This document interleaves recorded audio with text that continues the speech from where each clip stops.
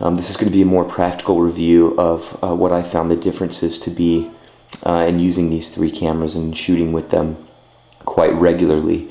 And there are some subtle differences between the three that you should consider, especially if you're only going to be able to buy one of them. So first we'll start, I'm going to show you all sides and angles of these cameras and then discuss some of the main feature differences between them.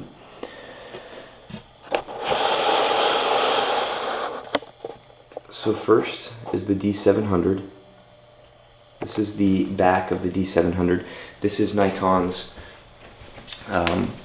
new full frame kind of flagship compact digital SLR, and it has a lot of really nice features. You can see the button layout is very ergonomic over here on this side.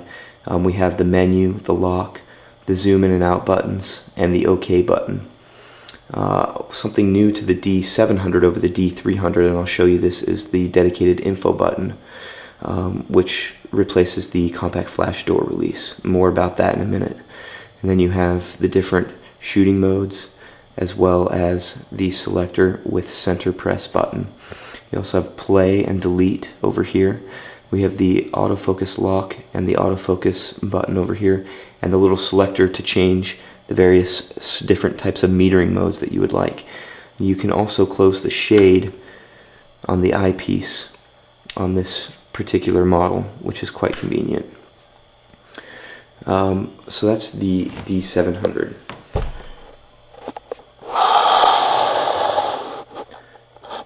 Here is the D300, very similar to the D700.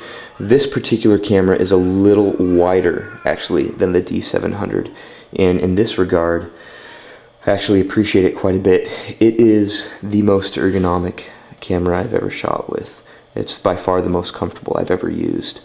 A very similar layout and buttons over here. You will notice down here there is no dedicated info button. There's our compact flash door release, which is quite nice. This feature actually keeps this door sealed and from accidentally popping open, which the D700 has been known to do. Again, same kind of button layout here. There is no shutter close for the eyepiece. You again have your metering modes right here, controlled by this little dial, autofocus lock and autofocus on.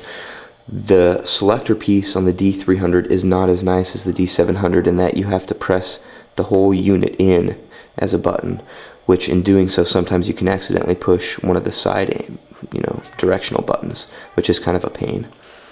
So that is the rear of the D300.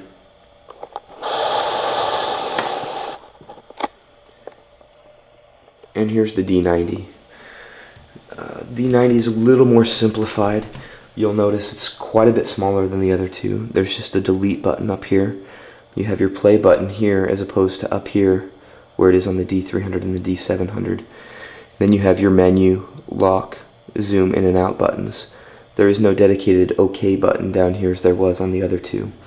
One nice thing about the D90, however, is you have a live view button here, so you can jump right into live view on the camera with a simple press of that button. It has its selector here with its OK button there. The lock is there as opposed to on the actual trigger unit itself, and it has its own dedicated info button here. This one has a door latch very similar to the D700 in that it just slides open and you can pop out the secure digital. Selector wheel up here just like the other two. You only find the autofocus lock button here. You won't find the autofocus on. That button resides on the top of this camera, and we will explore that a little more later. So let's talk about this new feature that they've added to these. Okay, now I'd like to talk about some of the differences between the info button displays, which are kind of subtle, but interesting to note. So on the D90, when I press the info button once, I'll get this nice display here, which will show me not only the ISO or the frame rate that I'm shooting at, or the maximum frame rate I can shoot at. You'll see the auto ISO on down here right now at 3200, as well as the amount of pictures left on the memory card. It'll also tell me the white balance It'll show me which autofocuses are being used, which autofocus mode I'm on, what my particular shooting resolution is at, as well as flash settings and battery. So when I push that once, I'll get that info screen. When I push the info button again, it pulls up this little sub menu down here. And from here I can assign various buttons like the auto lock button to do different things other than auto lock. I can also change the function button on the front of the camera, and I'll talk more about that. I can change the control, picture control, for example from vivid to portrait to different color and contrast settings. I can change the high ISO noise reduction and turn that on or off. And I can also turn long exposure noise reduction on or off. When I hit the info button again, the screen goes away. So that's the info button on the D90.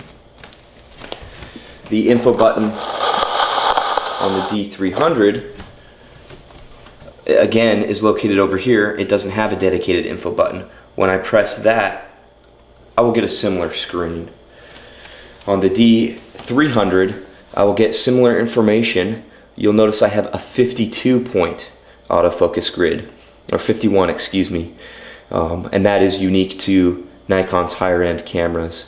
I'll again have my shot, my battery, resolution, etc. You'll notice I have my frame rate displayed down here, and whether I have those noise reduction settings turned on or off, and what my picture setting currently is set at. If I press the info button again on this camera, unlike the D90, I don't get a nice sub menu with multiple options that I can select and change on the fly there.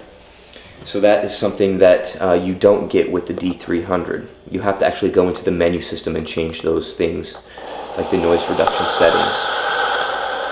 On the D700, I do have a dedicated info button. When I go ahead and press that, it again pulls up a similar screen that we saw on the D90 with all my nice settings and information that I need right there on the fly. The nice thing about the D700 is when I push this again, I now have 2 rows of settings that I can go and tweak on the D700.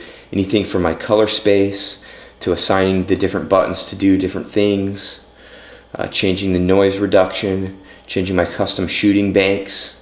All of that is available by pressing the info button again on the D700, and that is quite convenient. When I press it a third time, again, that information goes away.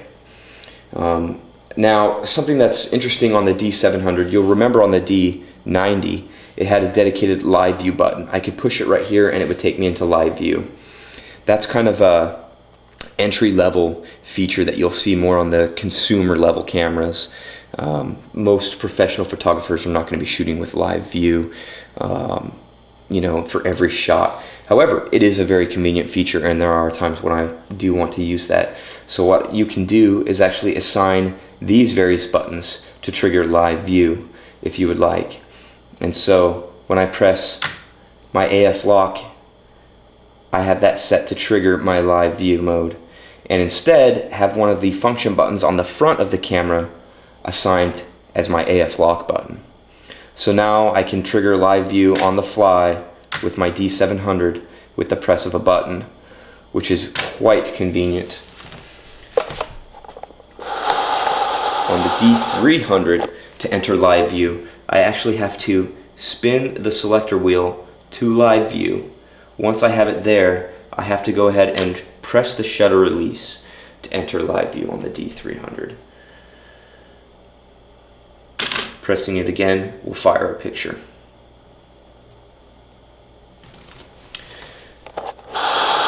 And on the D90, I simply press the live view button. Now I'm in live view and I can go ahead and take advantage of its features. Again, I'm not going to go into a whole lot on how to use live view and those features. There is a variety of reviews already designed to show you that, and that's quite convenient. The one thing I will note, however, is on the D90, you do gain the ability to record 720p video for 5 minutes. By pressing the live view button again, that goes away. I'd now like to show you the tops and sides of the various cameras.